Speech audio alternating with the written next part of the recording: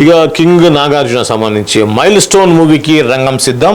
కథ నచ్చితే కొత్త దర్శకులతోనైనా సినిమాలు చేయడానికి వెనకాడరు నాగార్జున. డిఫరెంట్ స్టోరీలను సెలెక్ట్ చేసుకుంటూ సీనియర్ హీరోల్లో ఆయనకంటూ ఓ స్పెషల్ ఇమేజ్ క్రియేట్ చేసుకున్నారు. తాజాగా ఆయన కెరియర్లోని 100వ సినిమాను త్వరలో ప్రారంభించడానికి సన్నాహాలు చేస్తున్నారు. ఈ మైల్ స్టోన్ మూవీకి తమిళ దర్శకుడు కార్తీక్ రూపొందిస్తున్నట్లుగా తెలుస్తోంది. ఇప్పటికే కథను విన్న నాగ్ గ్రీన్ సిగ్నల్ ఇచ్చారట. ప్రస్తుతం ప్రీ ప్రొడక్షన్ పనులు జరుగుతున్నాయని సమాచారం. ఆగస్టు 29న నాగార్జున పుట్టినరోజు సందర్భంగా ఈ చిత్రాన్ని ప్రారంభించేలా ప్లాన్ చేస్తున్నారట.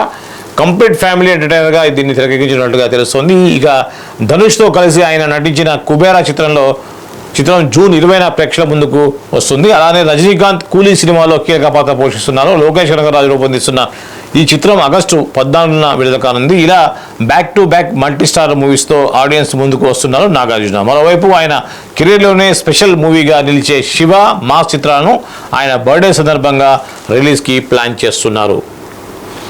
సో ఇది ఆగస్టు 29 సంగతి. చాలా టైం ఉంది. జూన్, జూలై, ఆగస్టు ఇంకా 2 months పైన ఉంది. సో ఆగస్టు 29 ఆయన బర్త్డే సందర్భంగా శివ మాస్ సినిమాలు రిలీజ్ చేస్తున్నారు అనేది ముందుగానే మనకు తెలియజేశారు. దీంతో పాటుగా 100వ సినిమాకి దగ్గరలో ఉన్నటువంటి నాగార్జున తన 100వ సినిమాని ఎవరితో చేస్తారనేది ఇప్పుడు ఇండస్ట్రీ మొత్తం కూడా ఆలోచిస్తున్నటువంటి పరిస్థితి ఉంది.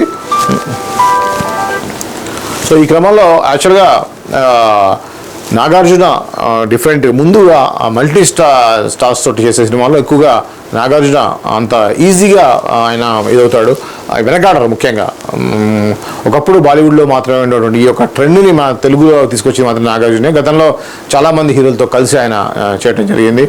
ముఖ్యంగా హరికృష్ణ లాంటి వాళ్ళతో కూడా కలిసి చేయటం, ఇలా మల్టీ స్టార్ సినిమాలు చాలా చేశారు. ఈ క్రమంలోనే ఇప్పుడు ఆయన 100కి చేరువలో ఉండటం, 100వ సినిమాని కొద్దిగా ప్రెస్టీజియస్గా చేయాలనుకోవటం, దానికి దర్శకులు ఎవరా అని చెప్పేసి అనుకోవడంలో రకరకాల పేర్లు వినిపిస్తూ ఉన్నాయి. కానీ ఇంకా కూడా ఏది కూడా కన్ఫామ్గా ఫారెన్ డైరెక్టర్తో సినిమా చేస్తున్నారు అనేది అయితే అధికారికంగా ప్రకటించడం జరగలేదు. ఈ క్రమంలోనే ఈ యొక్క న్యూస్ వచ్చింది.